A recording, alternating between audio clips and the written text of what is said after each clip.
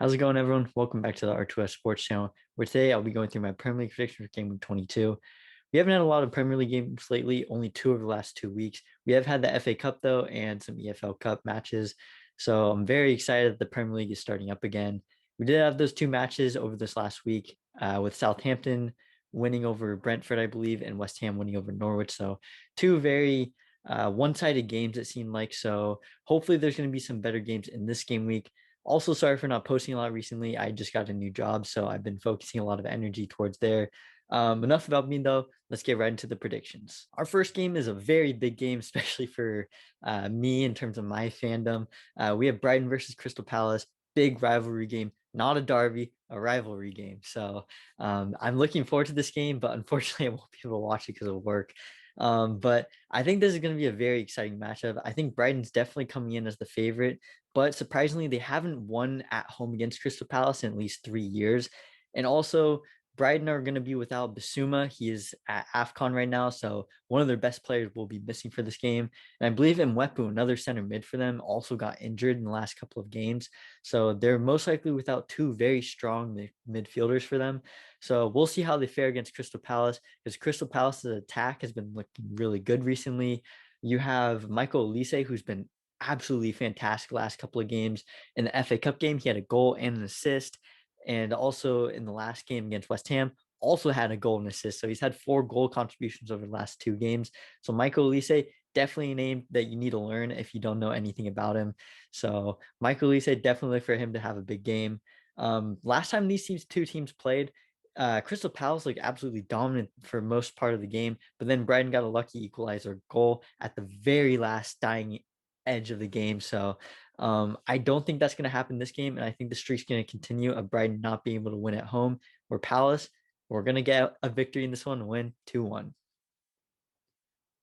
Our next matchup is on Saturday, first game. Very, very, very big matchup. We have the champions of England and Manchester City playing the champions of Europe in Chelsea. So this should be a very exciting game. But Chelsea have played a lot of games recently, two EFL Cups and an FA Cup versus Man City just playing one FA Cup game. So I think Chelsea is definitely going to be a little tired going into this game, especially playing all those games recently. Whereas City, I think they're going to definitely be a lot more refreshed. They do have a very strong squad coming into this game, only missing Mahrez, who's gone to AFCON. Whereas Chelsea, their best, arguably one of their best players in their team in Edouard Mendy, also gone to AFCON. So that means Kepa will be in goal. Every time Kepa's played in goal in the Premier League, I believe at least 2 goals have gone in against him. So definitely look for Man City to score a lot of goals this week. Kevin De Bruyne could have a very big game in this one.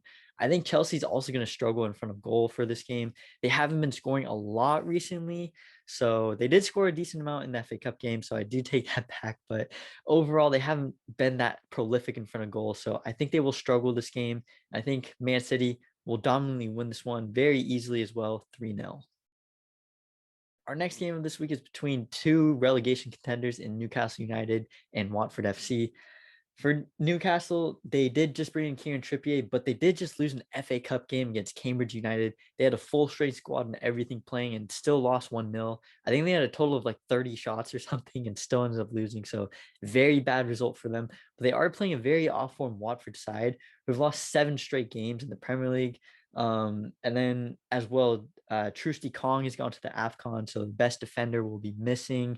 And then Emmanuel Dennis also came down with an injury. So their squad is very thin right now, and I think they could definitely struggle. Newcastle only has 1 win this year, and I think they're definitely look to add on to that, especially with Eddie Howe in charge. So I think Newcastle will get the victory in this one, win it 1-0. Our next match, we head over to Burnley versus Leicester City.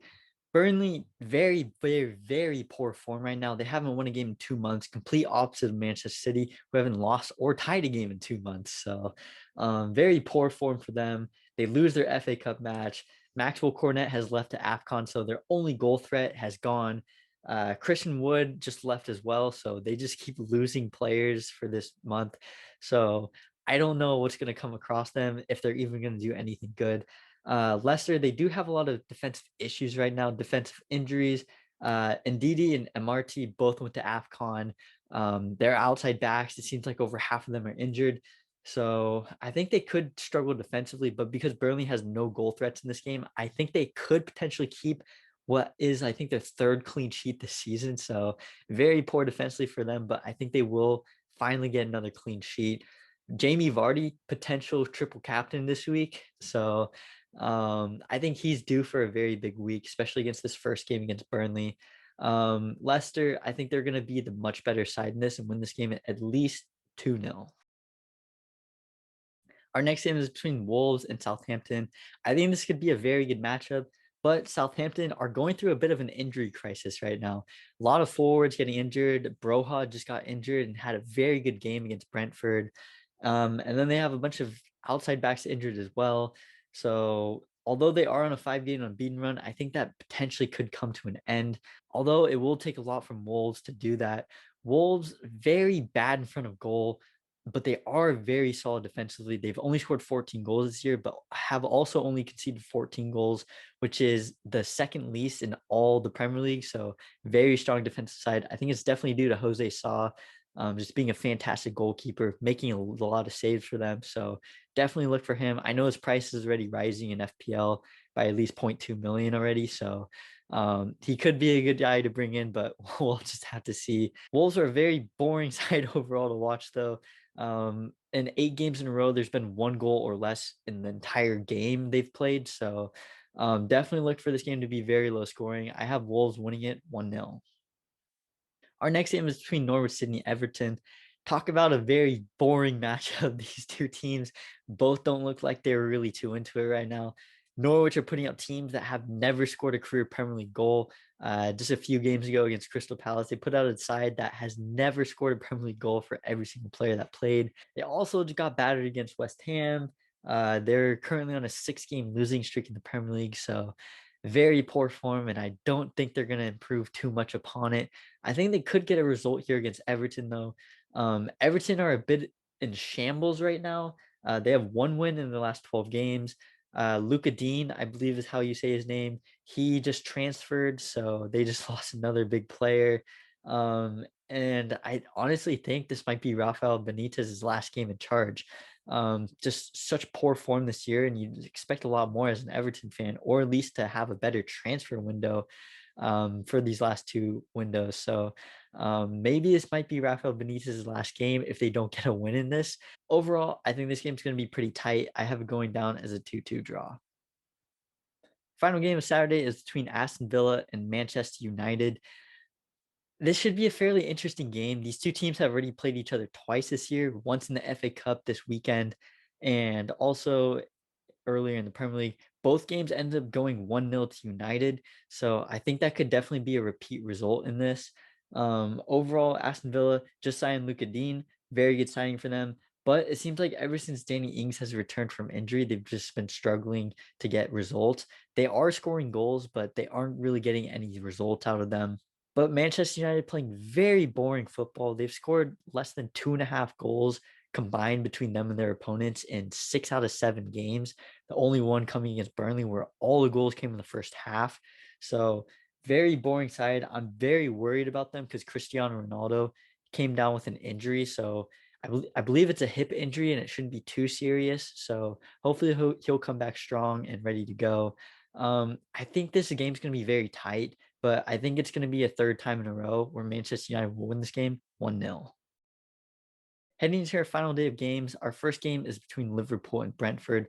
Liverpool will be without some of their top players in Mo Salah and Sadio Mane, so two very big players that will be missing for them.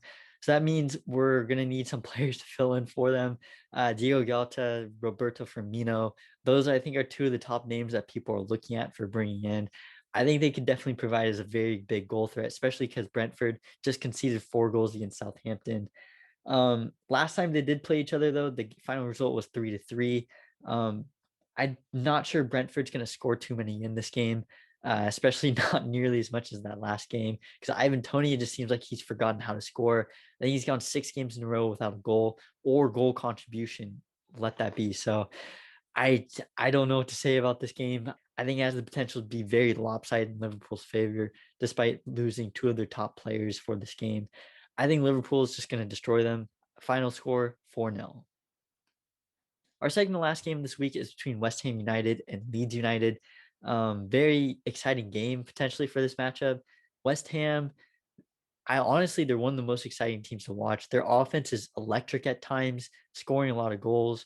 They just scored 2-0 against Norwich, 3-2 against Crystal Palace, although it should have been 3-3. It was a pass back to the goalkeeper, but they're just not going to do that. I'll let that go, though.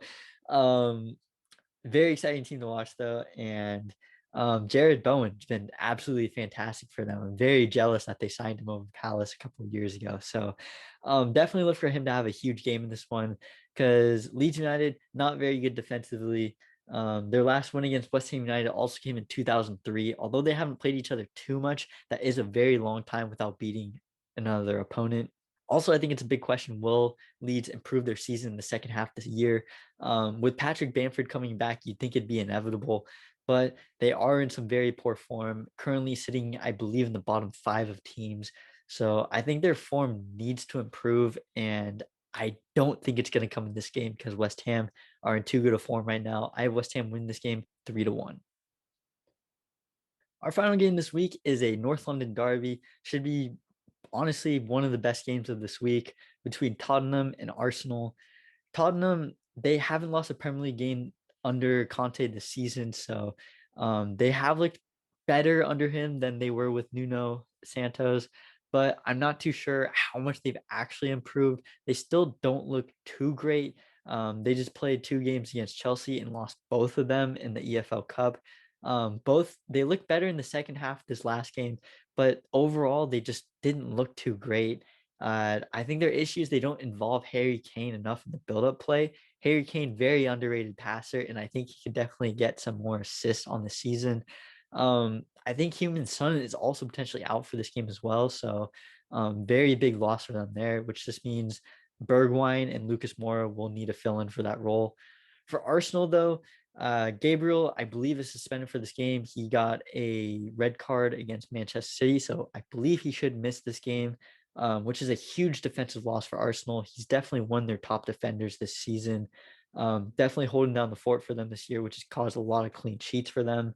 Arsenal did lose in the FA Cup to Nottingham Forest, which is seems very weird. Arsenal losing the first round of the FA Cup. Well, I guess the first round the Premier League teams are in, but very weird they're losing in that round. They seem to always at least get to the final 4 or 8 teams, so just odd that they're out of it already. Big question: can Arsenal finish top 4? If they win this game, very likely. Mikel Arteta has his team lined up very well. We'll see what ends up happening with this season. You finally have Pierre-Emerick Aubameyang out of your locker room, so we'll see if they're looking to sell him. I think he's definitely going to leave sometime very soon. So overall, I think Arsenal and Tottenham going to be a very even matchup, very fun one to watch. Last time Arsenal was very dominant, but I think this time it's going to end in a 1-1 draw. Those have been my Premier League predictions game week 22. As always, if you enjoyed the video, feel free to leave a like and subscribe to the channel. With that being said, though, thank you guys for watching. See you guys next time.